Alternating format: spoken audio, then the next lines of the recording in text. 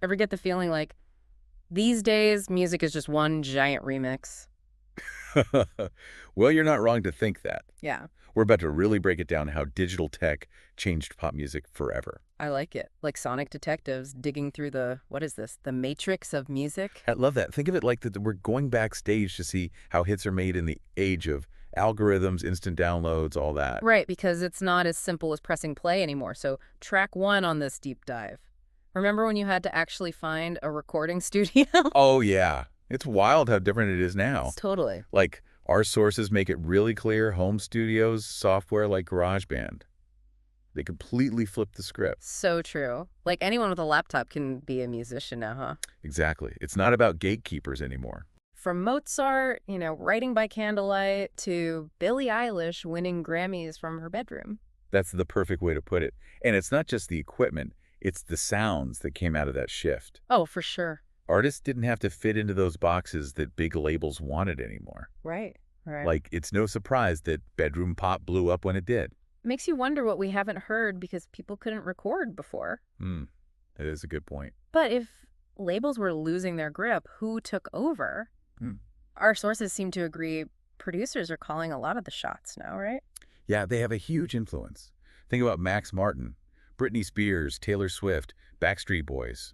Hmm. He's everywhere. He's like the godfather of earworms. It's true.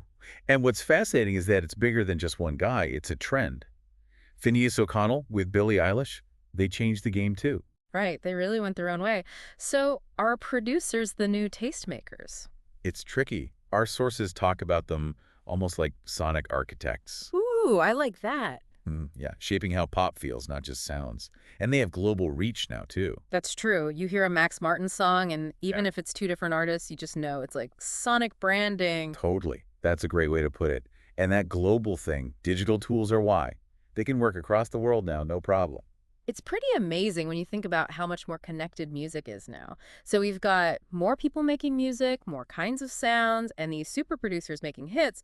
But then add the internet on top of that. Oh, yeah, things get really interesting then. Because now we're talking about music that travels at like the speed of light, right? Right. No more waiting for things to come over from other countries or anything. Exactly. And that takes us to the next big thing. Our sources talk about the globalization of pop. So globalization of pop, you're telling me it's more than just catchy songs in different languages now. Way more. It's like our sources say digital platforms, they're not just for sharing, they're making these global sounds meet. Okay, I can see that. Like, I can listen to, I don't know, K-pop while my friend's listening to, like, Latin trap, and we both find out about some new Afrobeats track online at the same time. Exactly. It's a sonic melting pot, for sure. Not just artists working together across the world, though that's happening too. It's the genres themselves, blending, making something totally new. Okay, yeah, I can hear that. It's kind of like how food trends work now. Fusion everywhere, best of everything. Perfect analogy. But while we're busy enjoying this global playlist, our sources say something else huge is going on. Behind the music, kinda. Ah, yeah. The elephant in the room, or maybe like the missing CD case on the shelf. Oh, man. You're going there. Had to. Remember when you'd buy a whole CD even if you only knew one song? Okay, maybe I'm dating myself, but yeah. You'd listen to the whole thing, find new favorites. It was an event. Our sources are clear.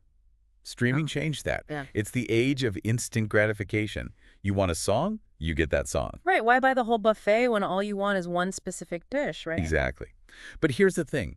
Our sources say that changes how artists make music too. Oh, interesting. How so? It's not enough to have a good album anymore, Every single song has to be a hit, something that grabs you instantly. Because people are scrolling through playlists, a million choices. Exactly.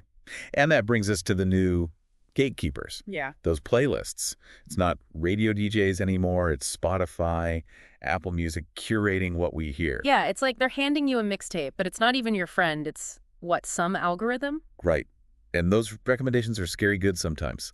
Remember the first time your Discover Weekly just gotcha? Dude, I thought someone was reading my mind. Spotify had hired a psychic or something.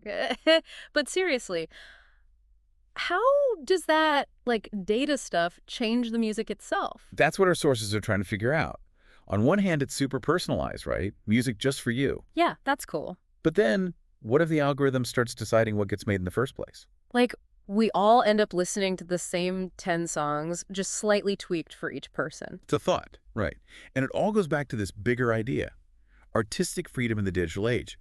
If something's trending and the algorithm pushes that, does it kill creativity? That's kind of intense when you think about it. We went from record labels supposedly controlling everything to maybe algorithms? Right. And it gets even more wild when you bring in the listeners themselves. Wait, what? How are listeners involved? From listeners to, like, influencers? Is that what you mean? Kind of. But bigger. Remember fan clubs. Our sources call it interactive fandom now. It's like times a million. Okay, yeah. Fan art, TikTok dances, artists replying to you on Twitter. It's a whole different world. Right. It's artists and fans, but the line's blurry now. Like a Right. closeness you wouldn't have had before. There's got to be a downside, right? All that access, all the time. Our sources talk about that. Imagine the pressure on artists. Hmm. Always on. Keeping up that online persona. It's like stage fright, but it never ends. That's going to be exhausting. Totally. So we get more access, more influence, but Wow. for artists, it's this constant pressure to perform. A trade-off, for sure. So we went from those fancy studios to making music on laptops, albums to singles. Even how fans connect is different. It's a lot. It really is. Our sources lay it all out, the good, the bad, the just plain weird stuff that happened when digital tech took over music. Seriously. But where does it leave us? Can you still have real art, real expression in this world of data and algorithms? That's the million-dollar question. Our sources say we got to be aware. How we listen, how we interact with artists, it matters more now. So it's not just hitting play anymore. It's like being an informed listener. Exactly. Finding those artists doing something different, whether they're on the charts or making music in their basement, the next big thing could be out there, algorithm or no algorithm. Right. And that's kind of exciting. So digital made music easy to get, but finding the really good stuff, that's still on us. Totally. We all get to be music explorers now. I like that. Well, on that note, we'll leave everyone to think about what's next for music in this wild digital age. Keep those playlists interesting, yeah. And remember, the algorithm might be watching, but you can still dance to the beat of your own drum.